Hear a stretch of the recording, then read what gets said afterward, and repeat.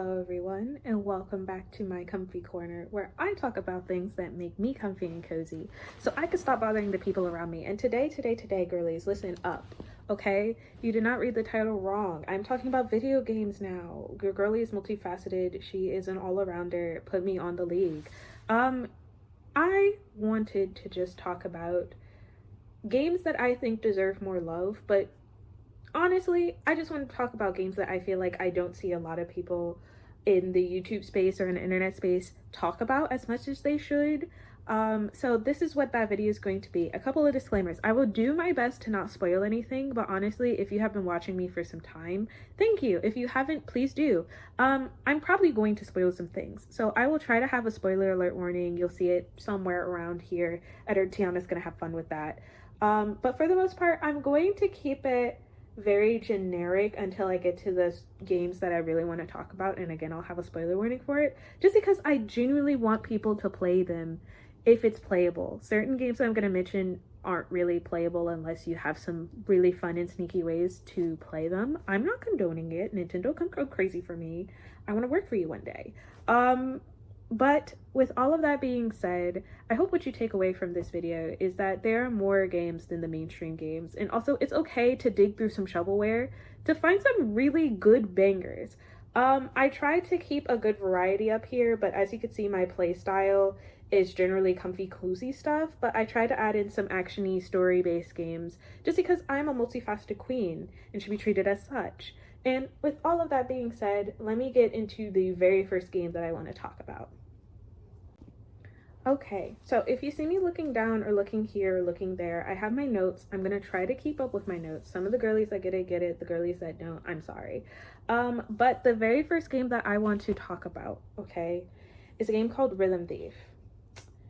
Yeah, for those of you that probably remember, this was a DS game. I believe it was on the 3DS and as well as the DS. But essentially, you play as this rhythm thief, okay? And he is set in France, and his big thing is that his father was a really big thief. And he goes throughout Paris after finding out that his father was basically a criminal, giving very much just Steven Universe vibes, but we're not talking about Steven Universe now, we're talking about Rhythm Thief. And he essentially goes to different art galleries in different places and replaces the art that is fake, that was basically stolen by his father, and replaces it with the real artwork. But he is seen as a thief because the fakes are so well executed that they don't even know that they're fake. So everybody essentially just thinks that he's just a thief when he's not. And it's a beautiful rhythm game, but it also highlights that rhythm games don't have to be about just tapping and getting to the end of the level. It could tell a story. They do such a good job showing different perspectives. There's different characters that you play through. You play as this dog at one point. You play as another character who has her own set of backstory. You play as officers that have their own set of backstory. And you don't think that all of them relate, but as you keep playing the game, and each character for their rhythm trials, they have their own set of things that you need to do to get to the next part of the story. It is so beautifully executed. It is so amazing. I played this when I was in high school and I was taking French class, and me being a person that was learning more about French culture and just in general, like the area and like mapping out, they also did a really good job sort of giving it as a love letter to not only French culture, but I learned a lot about art as well through the game. Unfortunately, since the Nintendo eShop has shut down for the 3DS and the DS, unless you have already downloaded it or unless you purchase the game physically, which is really hard to do nowadays, you're unable to play it through the legal means. But by all means, please look up on YouTube or just find somebody that has done gameplay so that you could see what I'm talking about. I wholeheartedly thought that they would make another game, and when I realized they weren't going to, it really broke my heart. But it is such a good game. It is so amazing. Like, please believe me when I say this. I'm probably putting up some images if I can around me, but like, it was such a beautifully executed game. It told such a gorgeous story. It made me want to keep playing it. It made me want to get all of the collectibles, and how you even navigate around the world that you're playing in or around France. It's very reminiscent to like a Professor Layton-esque, where there's different coins and hidden things and different missions to do. I probably 100% completed it like 2-3 times.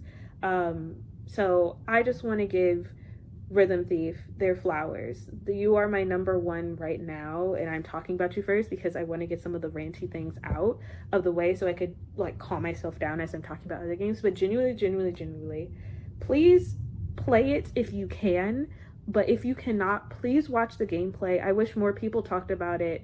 As a true lover of rhythm games, and not just rhythm games, just rhythm games that actually have a purpose and a mission and tells a story and has really fun and engaging mechanics that keep you engaged, this is by far the best. And I so wish they made another one like it. It is so amazing. So Rhythm Thief, you're my first topic to talk about. Please play Rhythm Thief. Please watch Rhythm Thief. It's a really good game. I'm trying not to spoil anything either because I want you guys to go through the story and be all the shakes and shooks that I was, okay? I want you to be a Milkshake Shack, okay? Please watch and or play it if possible. Okay, coming up next is a game called Weapon de Omasse Shop.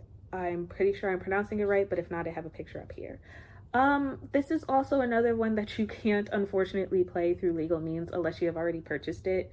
Weapon de Omasse didn't even actually have a physical copy release, I don't think. You could only get it through the eShop. That's so frustrating too. Like, how do you close down an eShop? Like, how do you close down an eShop with a game in handheld console that's still working? But also, these games are very easily portable to the Switch, and it's probably not going to run your hardware more than like Bayonetta 3 did, okay?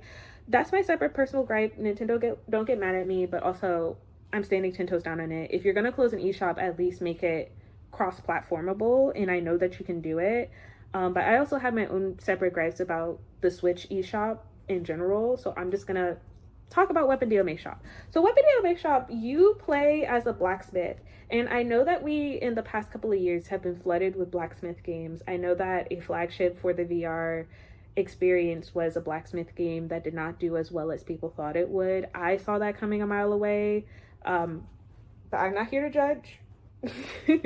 I'm not here to judge, but I'm judging. Anyways, Weapon de Omasse Shop, you play as a blacksmith apprentice as he's learning how to make weapons and gear for adventurers and travelers. And I know it doesn't sound as exciting, it sounds very cookie cutter for what we see now, but honestly, Weapon de Omasse Shop ran so that these other people could walk, okay? Some people are even crippled in the gaming community, but anywho's,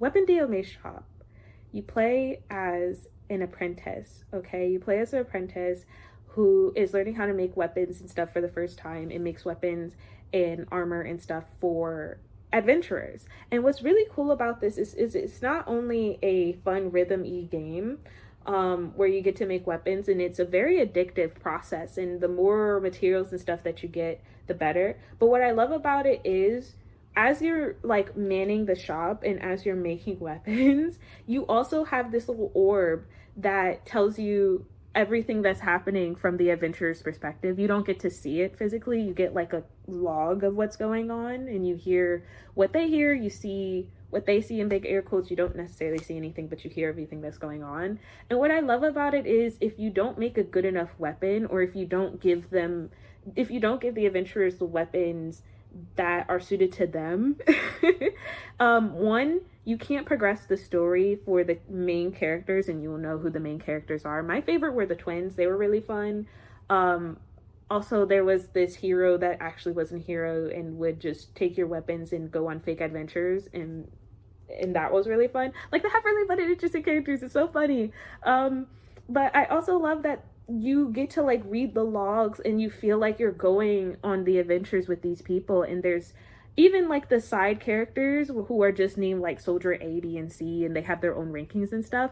They also have their own commentary as well. And if you're a nerd like me who loves reading and loves backstory and lore, if you haven't noticed already, I sort of focus on lore on my YouTube channel. But it is so funny. It is so good. Another game that I wish got another chance to live. I feel like it just got buried with a lot of other games. It was probably, especially with the pricing as well, back then it was relatively cheaper than some of the flagship games that were coming out. I feel like people saw it and sort of looked it over, was like, oh, this isn't interesting.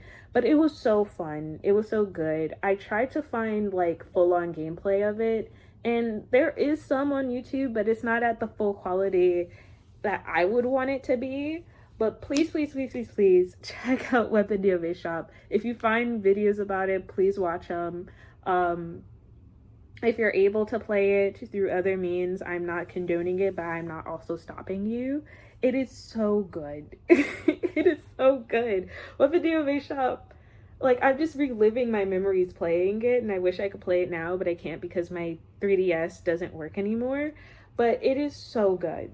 Please play it and or watch it, and I hope that one day someone makes a game like it and is a sole predecessor to it, because it was so good. It was so good, guys. And with that, I'm going to talk about the next one. Okay, the next game that I'm going to be talking about is Rune Factory. Honestly, my favorite Rune Factory is Rune Factory 4, the remaster. And it's really, really, really good. But honestly, you could play any of the Rune Factories and still enjoy it. Rune Factory 5 is the latest one. I really liked it, but I don't think it had the same charm as it did before. But anyway, for those of you who don't know about Rune Factory, which again is a problem because to me it's one of the top tier, I'm not saying it is, but it is one of the top tier farming / adventure games to play.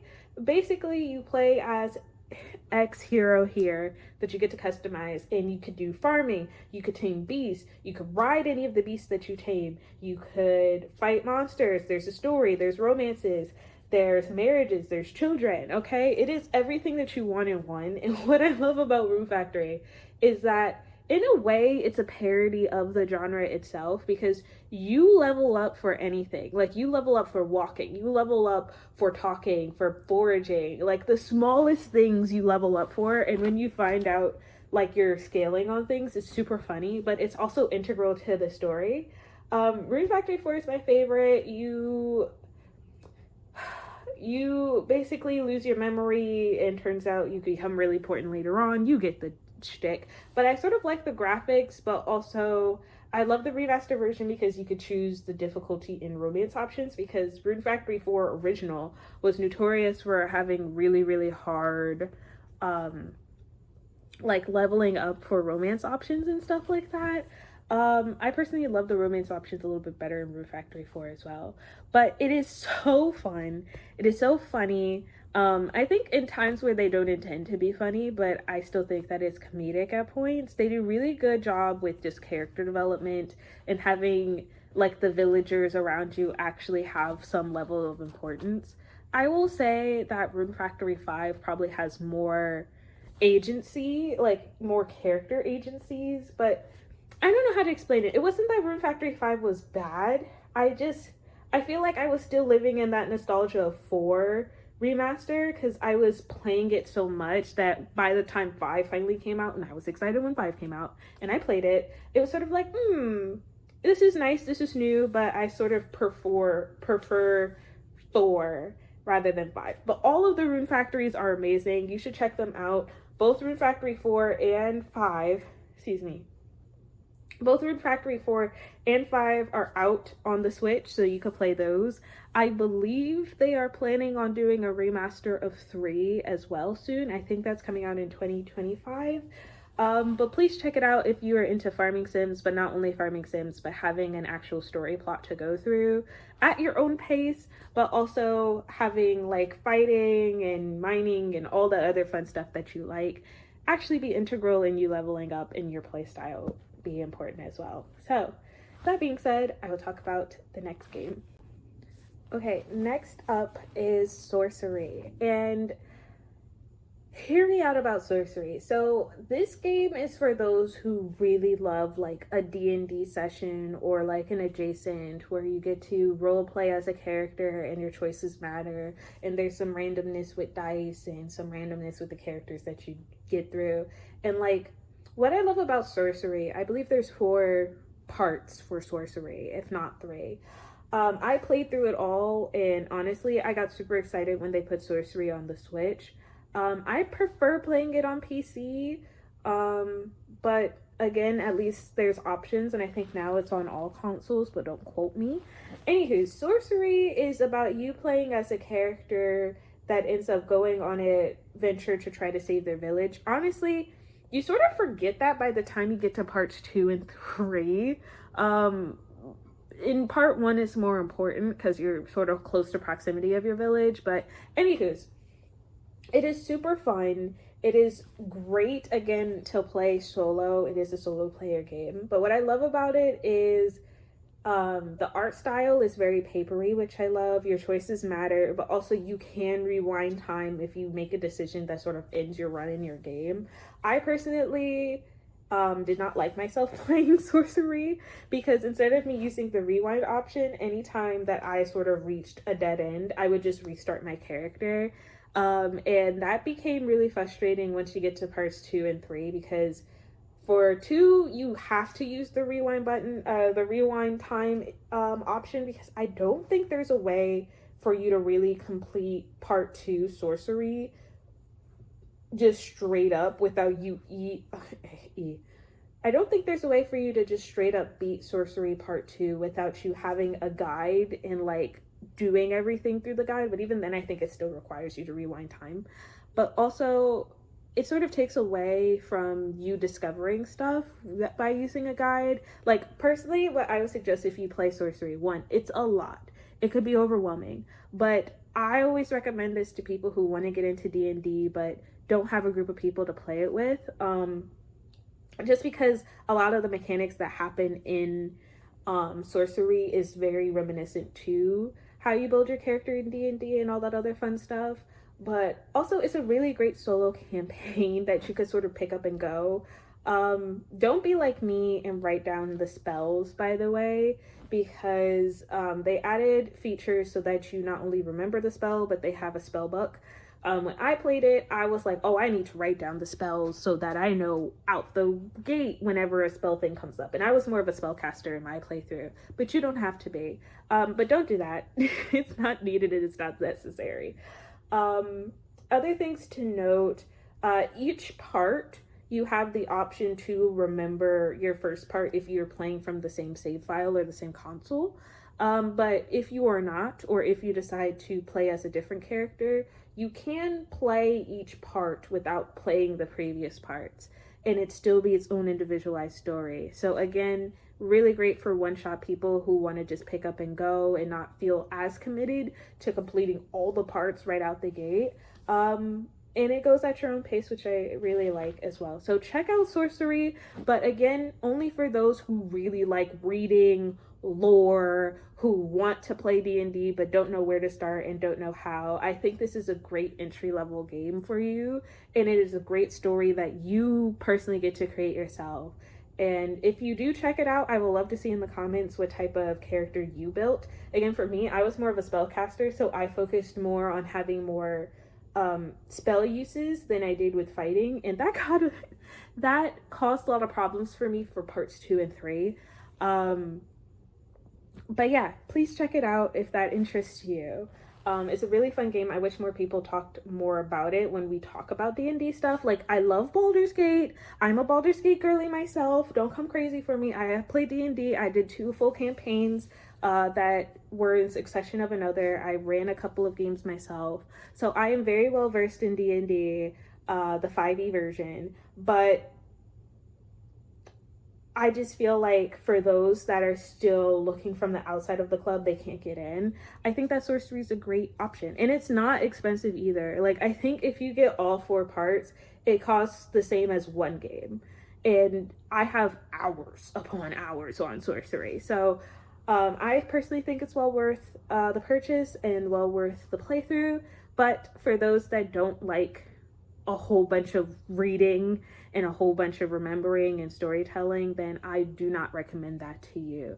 Just as my little asterisk there. And with that being said, I'll talk about the next game.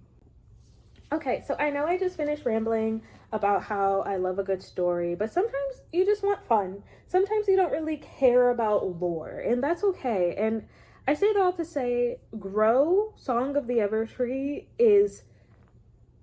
I don't know how to explain. At first when I saw it, I really thought it was shovelware. And no disrespect to the creators of it, I really love the game, that's why I'm talking about it. But just looking at it, it looks like, oh, okay, this is sort of like a Polly Pocket reboot. It's not Polly Pocket, but like, do you get what I'm saying? Like, it was giving like Hello Kitty race car. It was giving like, oh, this is what I would give my child to play, and it's really not that expensive. And it sort of scratches an itch, but also they probably got a $20 gift card in Nintendo eShop, and they needed something to spend it on because they can't get a full feature game, so I'm gonna get them this. You know, is that a specific experience, or is that just me?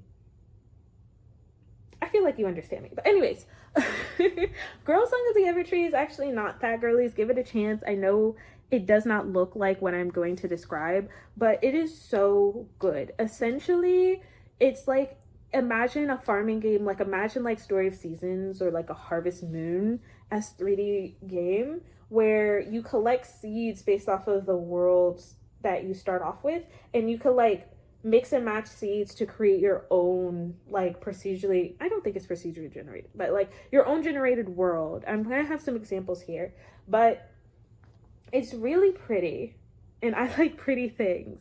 And also, it's a very simple game once you get the mechanics down, but you could play it for like hours and hours. I have so many hours on it. I think I have over 30. But it's a really fun game to just pick up and go and just see what sort of worlds you create. And yeah, there's a story to it. It's not really that important. And yeah, to create certain worlds, you do need to do certain criteria. And again, the graphics are pretty, but it being on the Switch, the runtime of it is not always the best. And if you're playing in handheld mode, it may sound like your Switch is like on its last leg of life, but really it's not. Trust me. The Switch has, my Switch personally, I've had the Switch since it first came out, and mine has been kicking just fine. I did have to like, I have it right here. I did have to change the controllers. I got the pretty ones because I can and I will, and who's gonna stop me but me. But other than that, that is the same Switch that I've had since the beginning. And I know that certain people have been running into issues with their Switch now, but mine has still been alive and kicking. And I have put it through worse torture than Grow Song of the Evertree. But I say it all to say, check it out if you have an extra $20 or $30 to spend in the eShop. I personally really enjoyed it. Sometimes a game could just be fun. And I know, contrary to belief of what I was just talking about previously, with like Sorcery and with like Rhythm Thief and Weapon Deal Maze, but like sometimes a game could just be fun, and you don't need to care about the story, and you don't need to know about the side character's third pinky toe. You know what I mean? Like sometimes you could just go stupid and just enjoy a game. You know, remember that? Remember those times? I know a lot of the games that I'm going to talk about following up are not that, but I just wanted a quick just breather, if you will. So check out Girl Song of the Evertree. It's on the Switch. I think it is also on Steam. Do not quote me again. But if you have a couple of extra dollars and wondering where to spend it while you're waiting for some of the bigger games to release on the Switch, I would check that out if you're a fan of farming games, but also just pretty worlds to play in. Okay, next up, Brave Sienna, because I have a bone to pick. Before making this video, I have a couple of videos already planned, okay? I have like a lineup of things. I'm not going to tell you, I'm not going to spoil. It's just going to be a surprise for me and you whenever it drops. But this video was planned like a couple of weeks ago, like from the very initial point of me making this YouTube. And one of the main game that I wanted to talk about was Sakura of Rice and Rune. When I started dating my boyfriend, I recommended he play it, and it took a lot of me pushing for him to play it, and he actually really likes it. But Sakura of Rice and Rune, first off, is an amazing game. I was following it since it first even announced that it was going to be a thing, because two things about me that you should know is that I love a good adventure game with like a good story, but I also love good gameplay mechanics. And so, excuse me.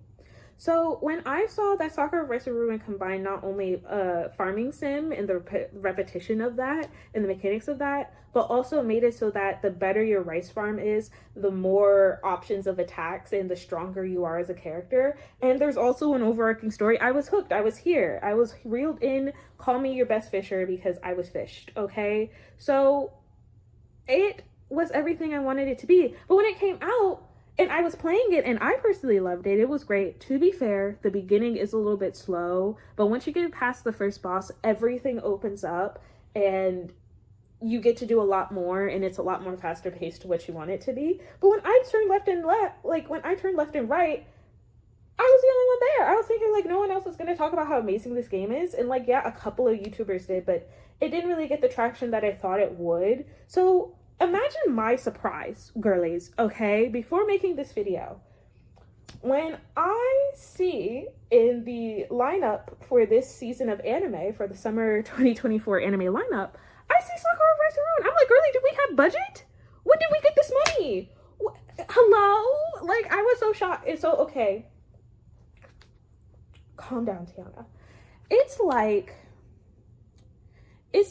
you know, okay, I'm trying to think of a good analogy. You know what? Here's a good analogy. So for those girlies that have watched Fairly Odd Parents, imagine you see Chester McBadback, okay? You see Chester, and you see him living the life that he lives. And then the next day, you see him on Pin My Ride MTV Cribs. Like, when did we get money for MTV Cribs? Like, that's sort of how I felt. I was like, I thought that y'all were poor. I thought that you guys did not have enough time, energy, and patience to put into this game, add patches that needed to be added in. I didn't see y'all advertising, nothing. But now we have a full-blown anime? And now everybody's talking about it. It's like, oh, I didn't know this was a game. I did, okay? I have proof and evidence. It's on my Switch, okay? If I have to show you girlies, I will. So the only reason I'm mentioning it here is because I am genuinely happy that it is an anime so that people are more inclined to play the game, but also watch the anime because the story is really good as well. It's a very cool and intriguing story. I love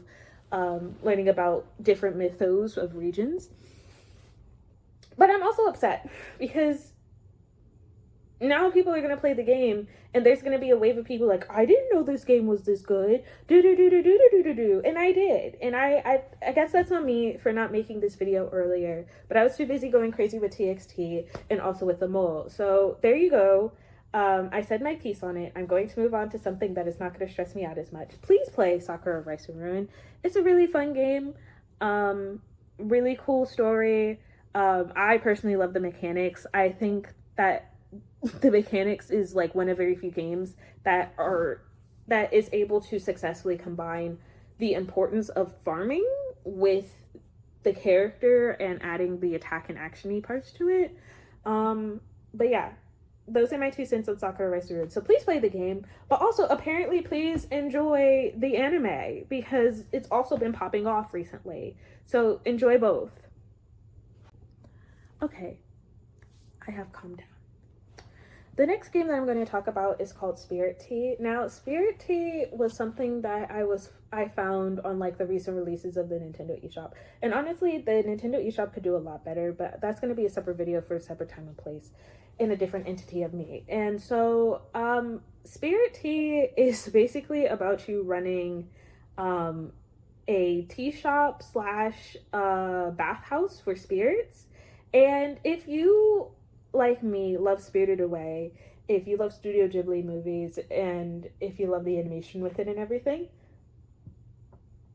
excuse me, if you love Studio Ghibli and Spirited Away, I would highly recommend SpiritTea. It is a very cute, comfy, cozy game. I know ever since I first started playing with it, they have had some system updates and like there are a couple of bugs, but with the price that you get for it and all that you can do with it, it does get into a repetitive loop, but I personally love repetition and I love progression to where it goes to the pace that I personally want it to go.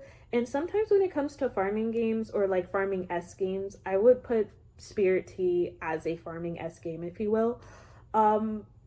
sometimes the pacing of it could be either too slow to where I'm like, I feel like I'm not progressing in the speed in which I would like to, or it could feel too fast and I feel like the game is just done. So with SpiritTea, it does a good job going at the pace that you want it to go to, but also just having that repetition that I love, to where I feel like I'm slowly progressing to a different goal. But also the mechanics of it isn't complex to where I feel like I need to bust out a calculator. It's just a really comfy, cozy game. So I recommend it for those that just, again, have a couple of extra dollars to spare on the eShop while you're waiting for some other big game changers to hit. But also who just wants something really cute and cozy to play that's really non-committal, and you could just pick up and go whenever you want. Okay, so the next one that I will be talking about is Verdant Skies. And so I love Verdant Skies. I love the art style of it. I have, how many hours do I have on it actually? Let me pull it up at the computer. It's right here. I have over 30 hours into it. What I love about Verdant Skies is I love the art style of it. I love the papery aspect in a 3DS world to it. It is a farming sim. Essentially, you decide to go to a different planet and make a colony out of it. And the better you do in game of making vegetation and making it habitable, more people decide to land and decide to join your colony as you will. And it's a really fun game. It is a farming game, but there is a little bit more agency to like you having a food supply, because at one point you're the only one there, or like one of very few people there. It also has really great romance options, but what I love about this is, one, the characters are amazing. Two, the graphics, the play loop is really great. Your choices do matter, and people can and will die if you do not say and do the right things if you care about them. Romance options are great, but what I also love too is that you can get married in this game, and you could have kids, and you actually see your kids progressively grow up. So they're not stuck at that, no shots to Stardew Valley, no shots to Harvest Moon, to Story of Season. I know I'm listing all the people I'm not trying to offend, but I sort of do want to offend it, because I feel like they were, I know there are other games that were doing it and trying it, and there's other games that I have played that actually have done legacy children better, but I feel like how they handle legacy children is so great. Because not only do you see them grow up, they're not stuck in a toddler phase, but you have the option to then live as your child and have that go on, or you get updates about your child living on another planet and how they're doing colonizing or doing whatever, depending on how you raise your child. So I really love that aspect. I think that's the aspect that sort of breaks it out for me. Really, really fun mechanics, really great game loop play style. Again, it's up to you how you play. I really love Verdant Skies. I don't want to spoil anything too much, but I feel like instead of you just being like, oh, I'm a farmer and I plopped here, you actually have rules. You actually have different skill trees that you could adapt into. You have even based off of your romance partner determines like what happens around the colony and how you progress. So it's really, really fun, really, really cool. If you can't tell by now, I really love a good storyline, but also I love a good game mechanic and play loop. So please check it out if you have not already. It's on Steam. It is, how much is it right now? It is currently $19.99, so it's $20. Honestly, they should charge more because it is a really good game. And that 30 plus hours was just my one initial run through, given like I probably had maybe 2 or 3 legacy children in the game. But really, really fun. 10 out of 10 would recommend. Please play this game. And if you do, let me know, because I would love to hear how your run through went, because again, all your run throughs sort of matter.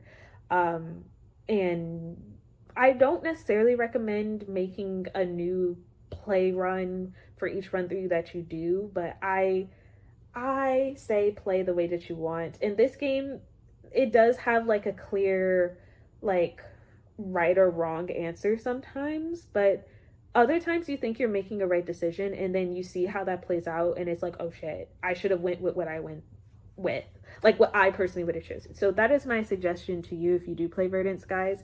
Please don't regard what looks like to be a right or wrong answer. Choose what you would choose if you were playing the character that you want to play as. And with that being said, before I get into the very last one, which I have a lot of thoughts on and I'm really excited to talk about, I have a couple of honorable mentions that I want to talk about.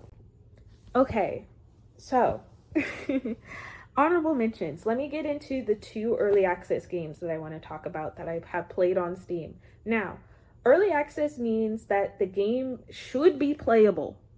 Let me talk about my criteria for early access, because I have early accessed a lot of these games. Honestly, I could tell you a couple that I have early access that I have had positive and negative experiences with, and I'm not going to tell you if it was positive or negative, because I don't know if those gaming people are going to look at my stuff.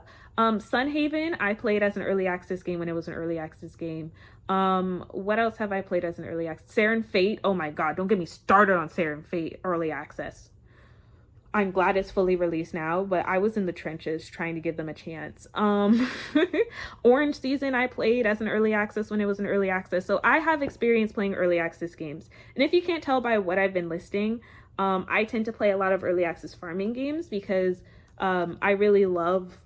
when I'm on my Steam versus when I'm on my Switch, if I'm playing a Steam game, I either want a puzzle game or I want something that will make me comfy and cozy while I'm on my laptop. And I have a gaming laptop. I have a dual core fan processor. Like, don't play with me, okay? This thing is beefed up. But I tend to want those games, and a lot of early access games that I have seen tend to be those sort of exploratory cozy farming games that do something a little bit different than the last. But I say that all to say, an early access game should still be playable, especially if I'm paying money to play that early access game. I am fine if there are bugs, but if the bugs make it unplayable, it should not be out as an early access game. Personal opinion. Also, if it is an early access game, things to look out for. If you see an early access game and you see the last update wasn't like 2 years ago and it's been out for 2+ years or like a year or two and they don't frequently update the game, that game has been abandoned and they just want your money, personally, based off of my experience. So just giving you that warning. And another thing to look out for is how much are they charging you for the early access game. I don't think an early access game should be more than $30, especially since I am purchasing this to not only help you and also get more playthroughs for you so that you could sort of test and build and see how the community feels about it. But I should not be paying a full for like a feature length game for it to be buggy and to be laggy and to you not update the game. So I say that all to say, if you're looking for an early access game that fits the criteria of farming-esque or adventure-esque games, then you have come to the right crowny person. So my first one is Traveler's Rest and Cornucopia. My first 2 are Cornucopia and Traveler's Rest. Traveler's Rest, you play as a barkeep in like an old medieval timey game. And I really like it because 1, the gameplay loop is really addictive, but 2, I love playing a game where you're not just a farmer for farmer's sake, but you're like actually managing something, and I love how it handles it. Honestly, when I purchased it, I didn't even realize that it was an early access game while I was playing it. Like, that's how good it was. So I would recommend, if you want something different than just your average farming sim, but you want to make something where like you make your own drinks and there's an aging process. This game doesn't have yet, though I think that is the plan for this early access game, to have more character interactions, maybe have some romance options. Again, I'm a romance girly, but honestly, as I was playing it, I didn't even really care that there weren't any romance options. I have like almost 20 hours in this game already, and they tend to update really well. Like, as I am talking, they already made patch notes. So I would suggest playing this game. It's really fun, and it's a little bit different than your average farming game. And it's really, really addictive as well. It's really, really fun. And the other one that I wanted to talk about is Cornucopia. Cornucopia is like a whole bunch of things in one. Like, it lives up to its name. Again, cannot believe it's an early access game. Other early access games, catch up girlies, okay? You basically play as a farmer, and I love the 2.5D style that it goes for. Like, it's like a digital pixely art, but really pretty. The animals that you have in there, you could actually breed and mix and match, and there's like so many different patterns you could have for your cows and other things. Honestly, once I got rich enough to, I just started like patterning different cows and naming them after foods. It's really fun. The romance options are really great, though I would say right now the romance stuff isn't fully recognized as I think they want it to. When I romanced a character and got them all the way to like marriage, they really just stand in your house right now, and I'm not sure how the baby mechanic works. But I will tell you if I could pull it up. On Cornucopia. I have about 31 hours. I can't believe that I have 31 hours. I have about 31 hours, and as I'm looking at it on Steam right now, they actually addressed the marriage situation that I talked about. They updated the portraits for them, but also they added a lot more patch notes. So again, frequently updates, and you could tell that they actually care, and a lot went into this. What I do the most in Cornucopia is I have been learning cooking recipes. And if you do decide to play Cornucopia, please do. But just a note that you don't really learn until you learn on your own. For the scratch-offs, for the cooking scratch-offs for the recipes, you could go into the restaurant that's in like the main town center area. And if you go up the stairs, you could purchase specific cooking scratch-offs, which is the only way that you can learn cookie recipes aside from accomplishing certain quests around the town. Because when I first played, I spent so much money in the arcade for the chance to get a cooking recipe thing that by the time I realized it, I was like, dang, I spent a whole bunch of money for nothing. But otherwise, please play it. Both games are on Steam right now. Both games are on early access. And like I said, both games just so happen to update the day that I'm making it. So I hope that gives you some confidence that this isn't a sort of pay and abandon game, but they are actively updating and learning how to best make the game that it is. And I both have a plan on having a full release and not just leaving it as early access so that they could continually change it. So you could tell that a lot more went into this than it just being like, oh, I'm an early access game now. So with that being said, I will get into my next two honorable mentions and rants that I have. Okay. These next two that I'm going to talk about, I have so many thoughts on, and I'm going to do my hardest and darndest not to spoil anything for you girlies. But the one I'm going to talk about now is called Growing Up. Now, Growing Up was something that I just saw on Steam. It was on my recommended page, and sometimes I don't really go through the discovery queue, but I recommend it if you're ever bored and don't really have a new game to think of and look into. I love Growing Up. I have so many hours in Growing Up. You essentially play as you grow up, like you play as whatever gendered baby that you like, and you basically influence what the child grows it up to be, what relationships form, what enemies you make, and there's so much that goes into. Okay, this game is for those who love Your Choices Matter game, while also having some puzzle elements to keep you engaged, but also who love a good story. And it's just such a good coming of age story. It is such a great Choices Matter game, to where certain choices that I made, I didn't even realize affected me until like I was a teen, and you really do follow through the years. And what I also love too is when you become an adult, if you decide to make a relationship with someone, the baby that you have is now the next gen child, and then you go through that, and it's just an ever-growing game, and I love it so much. As you can see, I'm skirting around a lot of things because, again, I genuinely want you to play it. My only gripe with it that I will say, and gripe I mean just like a little thing for me, I love romances, I love relationships in my video games. A lot of the games that I've suggested have romance options and marriage options in them, and that doesn't say anything about me. That says a lot about the games that are out. But I would say if you're playing Growing Up to Like, if you're one of those people who do like runs where it's like, oh, I'm gonna get all the relationships and I'm gonna see what all the relationships look like and like what it would look like if I were to have a child with said relationship. Um, Getting and having relationships in the game is really hard to do unless you have a guide or unless you have played it enough to be like, okay, I know what choices and options to say and do. Um, just saying that because my first couple of run throughs, it was extremely hard for me to get the romance options that I wanted. And that was because I made a decision when I was like a baby that I didn't realize would affect their choice when I become a teenager or an adult. And I'm like, okay, you're still upset that I stole your toy when I was 3 years old? Get over it. Like, are you serious, Charles? Like, go to therapy. But yeah, growing up is super amazing. I highly recommend it. There aren't a lot of choices matter games, in my humble opinion, that's on Steam or just in the gaming sphere that do a really good job not just telling you a story, but actually making you feel like your choices matter, but you have now adopted the personality that you're playing as. And I think Growing Up does a really good job of that.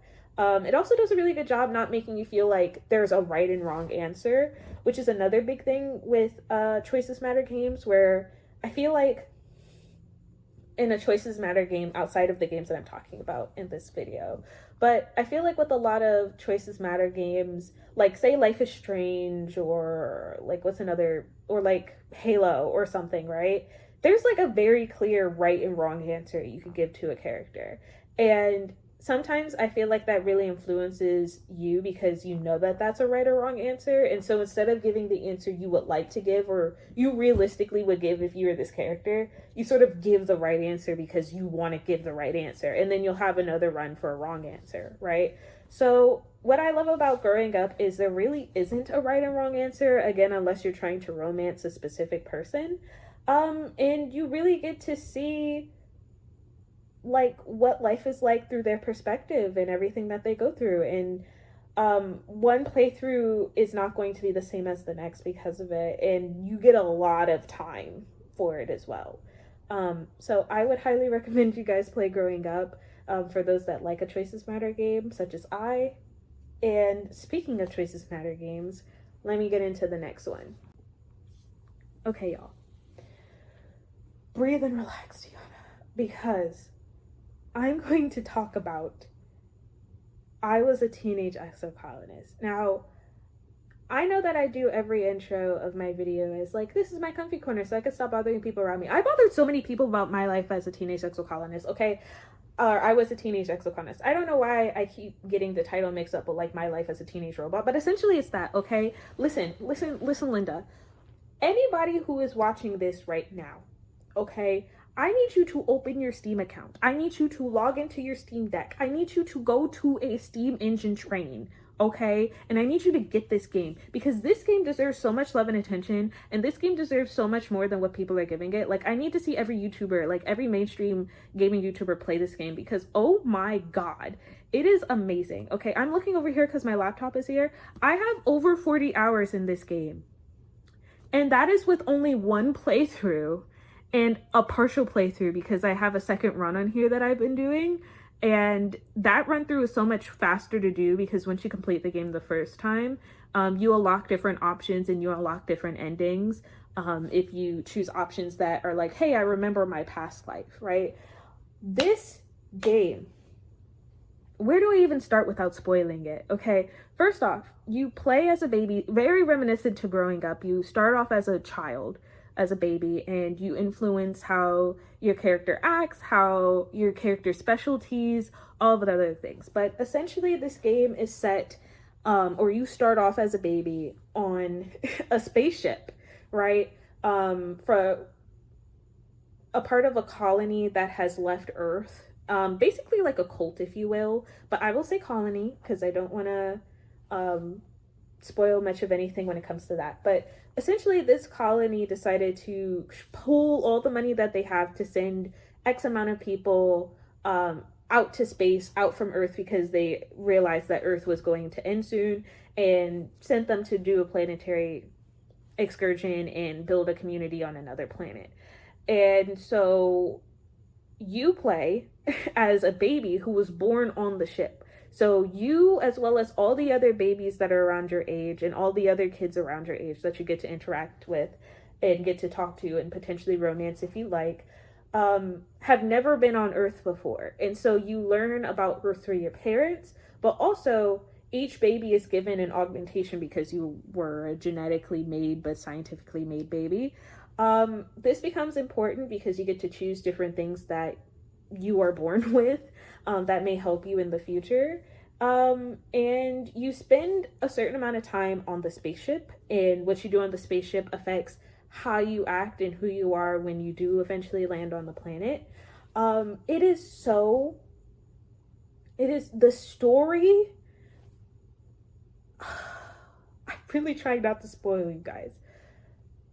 I am being so genuine with you all when I say my first playthrough of I Was a Teenage Exocolonist. I cried like 2 or 3 times. I was genuinely shooketh. I was genuinely froze. Please play this blind. Do not look up any guide. Do not look up romance options, because with I Was a Teenage Exocolonist, it's a little bit better in terms of forgiveness on who you want to romance throughout the game. So you can make mistakes if you like, but there really is no mistake. And like, there's so many different endings you could get. To not spoil too much of anything, your choices genuinely matter. You could decide to sleep in one day, and because you slept in, a friend of yours dies. Like, because it really brings out the existentialism of like, what would it really be like if we were to be on another planet? How would you adapt? How would your kids adapt? How would the colony thrive and produce? And in the game, your parents in the game, your mother and father in the game, they're in charge of the vegetation. And so you sort of see directly your food supply and how that matters. There's so much in this. And there isn't even really a battle system. Like, it's not a combat thing. How you play and how your choices are decided based off of your like skill checks that you do. One, you could have it just as a coin flip. If you don't want to have the card game aspect and you just want to go through the story, there is an option for you to skip the puzzle aspect to it. But for those like me who like having something engaging, so that way it's not just you sitting and reading words all 40 something hours, there's a card aspect where you have like certain cards given to you based off of your life experiences. And honestly, I was really heavily debating just dedicating a video just to I Was a Teenage Exocolonist and doing a playthrough of it. But I just wanted to talk about it here first so that when I do it, it doesn't come out of nowhere. But also, please, like, I am begging you, if you have sat through this whole video up until this point and you're like, yeah, Tiana, you seem really passionate about it, whatever, I'll check it out later, please play it, watch it. I will make a video. I'll probably make a playthrough video about I Was a Teenage Exocolonist, because more people need to give this game their flowers. This is such an amazing game. And you know how I found out about this? I found out about this only because I played growing up. So if I didn't even play growing up, I wouldn't have had this on my recommended page, and I wouldn't have known that this beautiful thing, the art, it is so good. Please play it. It is such an amazing game. It is on Steam. I'm looking at it right now, and the price is what? How much is it? It's $25. Honestly, this should be $40 if I'm gonna call a spade, and they tend to have a sale going on whenever it's like Steam sale time. It is so good. It is so good. I love this so much. Please play it. It is everything. Please, it is amazing. Please play it. I'm not sponsored, but I can be. Okay. If you have made it this far, thank you. I was debating on adding these 2 rants in this video, but since this is my video on my YouTube channel, I can do whatever I want, and so I'm going to do it anyway. The last 2 games I'm going to talk about are 2 games that do get love, but personally, I don't think they get the love that they deserve. And so I will start off this convo, because this is a convo between you and I will start it off with Starfy. Yeah, okay. I'm going to try my best to stay as calm as I am now, but I do not think it's going to last long when it comes to Starfy.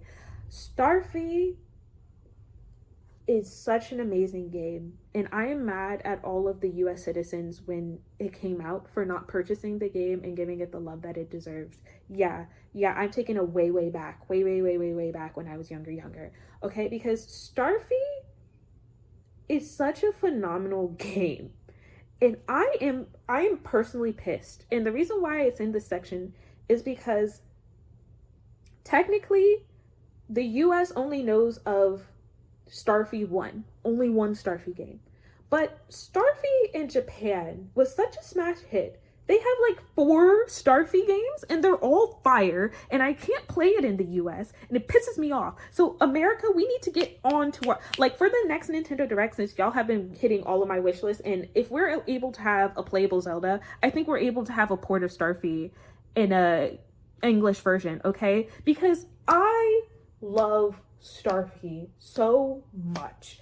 I love it so much. You play as this little star, okay? And he lives in a Cloud Kingdom. He's the prince of a Cloud Kingdom. Don't think about it too much. But he sees a rabbit fall from the sky and he's like, damn, I should probably help him. And his retainer, or like, not necessarily servant, but like his right-hand man, is a clam. He's like, oh, let me help out real quick, bud. But also, I don't trust you by yourself, but also you stress me out. So he goes down to the surface to help this rabbit and then goes on this amazing, fantastical adventure. Please watch and or play this game. I mean, you can't really play it unless you get the physical copy, and the physical copies are really expensive in America, but it is so fun. It is so good. It's essentially like Kirby, because you get to fuse with this rabbit and have different powers and abilities, but the story is so fun, and there's so many twists and turns, and the mini games that you play are so fun as well. Also, when you complete the game, you could replay it as Starly. So there's Starfy, the main pop princess that you play as, but prince that you play as, but then Starly also falls down as well, and there are moments throughout the main story as you play as Starfy where Starly is there. It is such a good game, and it is not a Kirby clone. I promise you, it is different, it is separate, and the Japanese girlies get it, but the US girlies don't, and I'm upset because it should be. I want to play the other please, like, if Nintendo is somehow watching this, can we please get like, I don't even care if I just get the same Japanese. I will learn Japanese if I have to. Please make it playable on my Switch, please. That's all I want. Because the Japanese girlies have a whole anime, they have all these games, but you don't want to spread the love over here. Like, honestly, I get you Earthbound girlies, okay? I get you Mother girlies so much, because as much as y'all want that Mother port, I want a Starfy port, okay? I truly do. It's not fair. Like, it's such a good game. And also, the reason why I have this level of passion for it, I still have the physical copy game. I have it in my closet right now. Even though I don't have a DS to play it. So one day if I do get a DS, I will play it. Another DS, I will play it. But fun fact about me, growing up, unfortunately my house was robbed. And it was a lot. I was so young that I don't think it registered to me what it means, like how invasive that is of your personal privacy to get robbed. But I want y'all to know, the only thing that I cared about after going through a robbery, and they really cleaned up shop. Like, they had enough time to shop around and get what they wanted to get. There was no checkout needed. It was self-purchase. But what I was the most upset about coming into the house after finding out that our house was robbed was that my DS was stolen. And not only was it that my DS was stolen, but my game of Starfy was in that DS. And I lost it.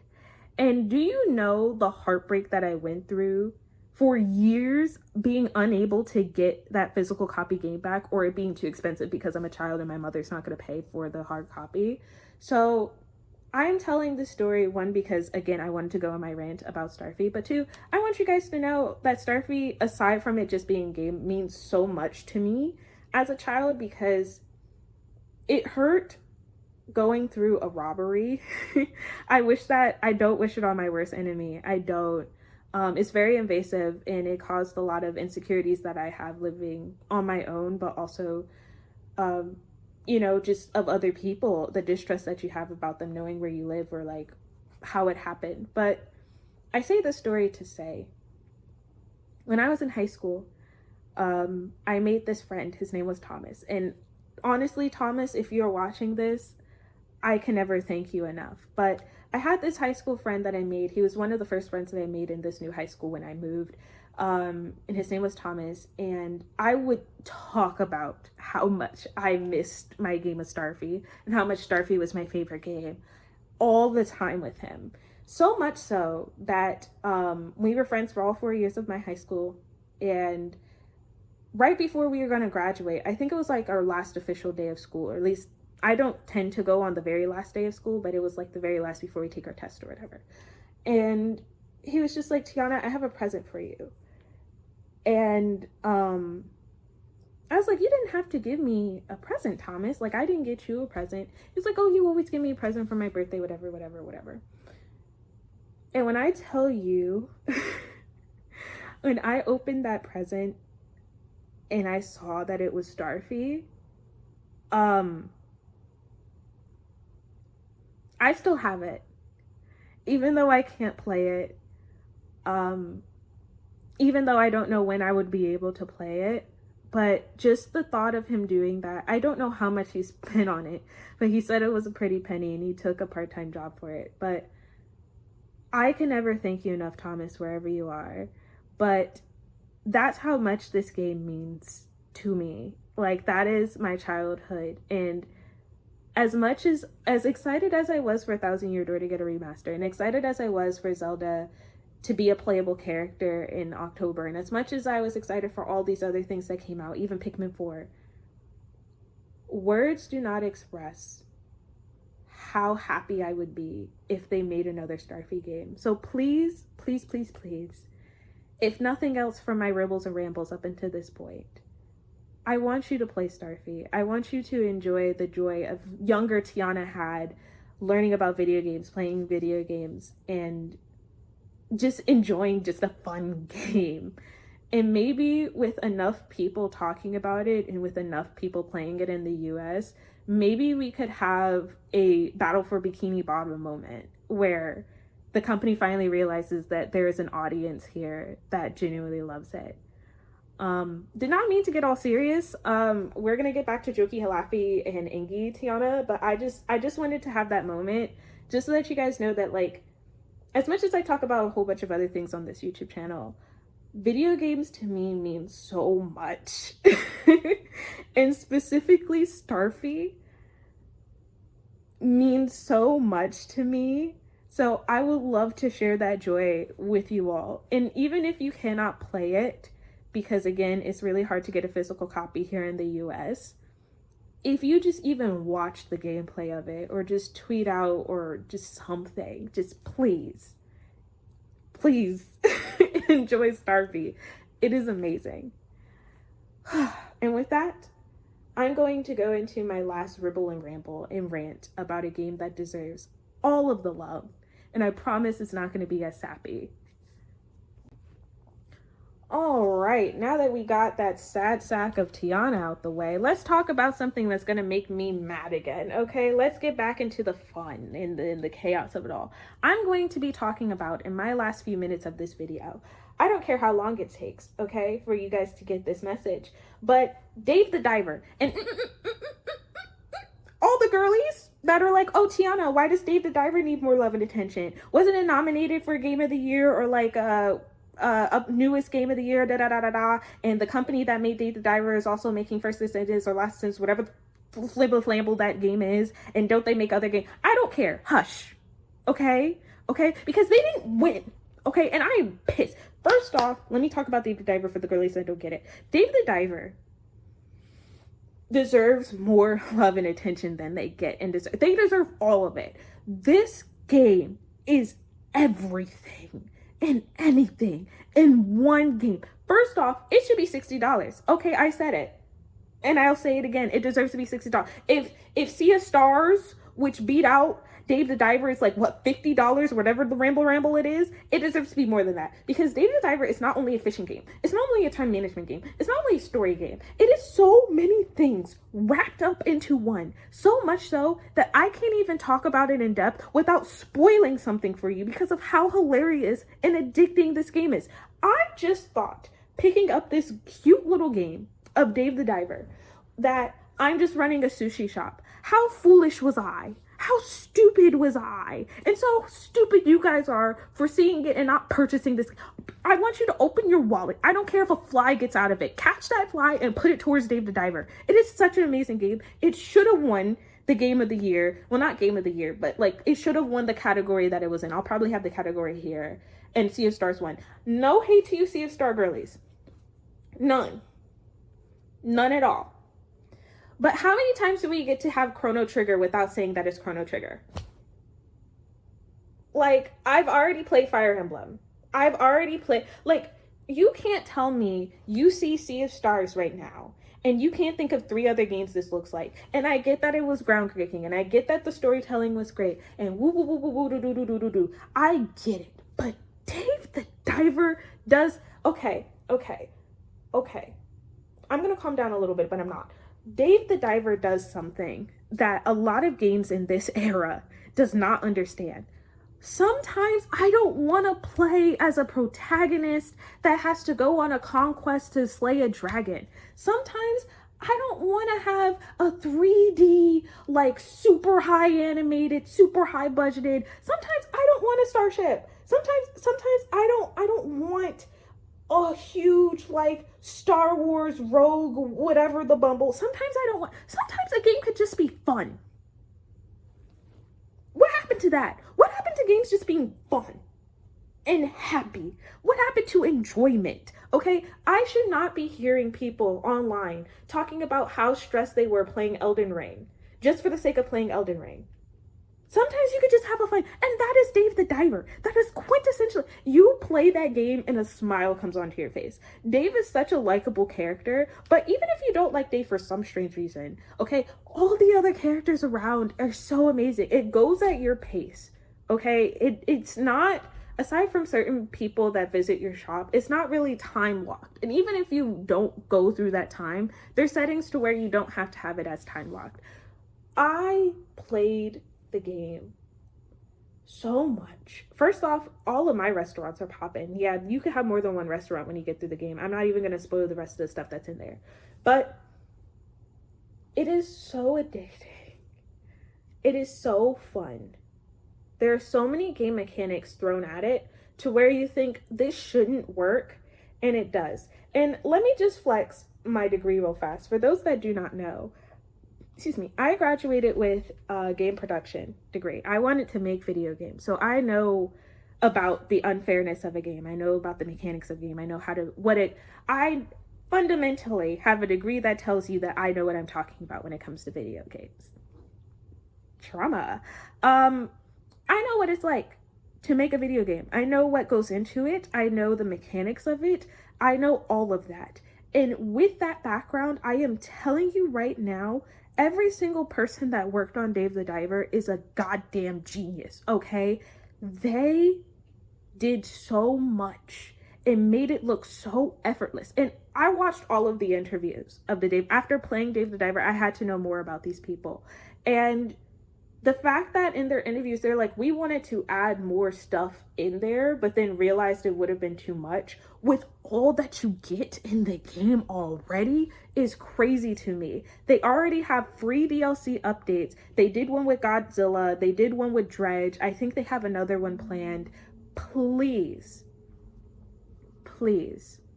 if nothing else, I want more people talking about Dave the Diver. I know that when it first came out, there were a couple of people. I don't want everybody to be talking about how amazing Dave the Diver is, just because I want a Dave the Diver 2, but not even just a Dave the Diver 2. I want so much from Dave the Diver. Like, out of all the games that I've talked about up until this point, I will have a separate video where I talk about like my top 5 or top 10 favorite games of all time. And even though Dave the Diver just came out recently, within the past couple of years, or past year, it is extremely high on my list just because of everything it was able to pull off, and I did not get overwhelmed, and it is still engaging, and it is what gaming should be. It is what the evolution of gaming should be.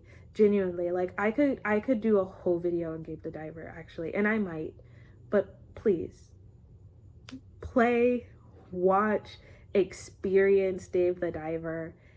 It is so great. And to think that out of all the games that I talked about, aside from Starfy, Dave the Diver would be the one that I'm the most passionate about pushing to people. Please play it. Please watch it. Please give these people their flowers. They deserve anything and everything. They should have won that award. Again, no offense to Sea of Stars, but like, and I'm saying this as someone who has watched gameplay of it after seeing them lose, like after seeing them win after Dave the Diver. I sort of had like a little bit of solidarity with like, you're not getting my money. I'm not saying Sea of Stars is bad. Clearly it's not because it won. What I'm saying is, I don't think enough people gave Dave the Diver the chance and just saw it from the outside and was like, oh, it's just a stupid, simple fishing game. And it's really not. And it's really not. Please, I'm losing my voice over there. Please play Dave the Diver. All right. If you have made it this far in the video, thank you. As you can see, I'm really passionate about video games, and let me know if you would like me to do another video about games that deserve more love, because I have a lot in the chamber. But I want you to get out of this video, again, if you're still here, thank you. I want you to get out this video that there's so much to gaming than just the mainstream games. But also, there's so many diamonds in the rough that unfortunately do not get the shine that they deserve. And even when they do, like some of the games that I talked about, like Rhythm Thief had a commercial. I think Weapon de Omasse even had a commercial on like Nickelodeon or Cartoon Network or whatever. Like even when they get recognition, it takes so much out of these creators' money and budget and time to gamble again if people really want to play it. So I just genuinely wanted to highlight these amazing game creators, everyone on the team that has made these games possible. Again, as someone who has a game production degree, it is not easy making the games that I talked about, and each and every single one of the games have their own special quirks that I love. So please support local gamers, please support indie gamers, please support games that are not always in the mainstream. When you have time, just go through Steam, go through your PlayStation 5 eShop, like go through the Switch eShop, because you really can be surprised about what you find. And with all of that being said, if you like what you have seen, make sure that you leave a like and comment what your favorite underrated game is. I would love to hear about it, and I would love to play it if I can. I currently have like every console in this house, so don't feel shy in what you recommend. And if you want to stay up to date on what else I post and talk about in my comfy corner, make sure you subscribe and also hit that bell. And with all of that being said, please purchase Dave the Diver if you haven't already, and please play Dave the Diver if it's on like almost all platforms, if not all platforms. And I will see you in the next video. Bye!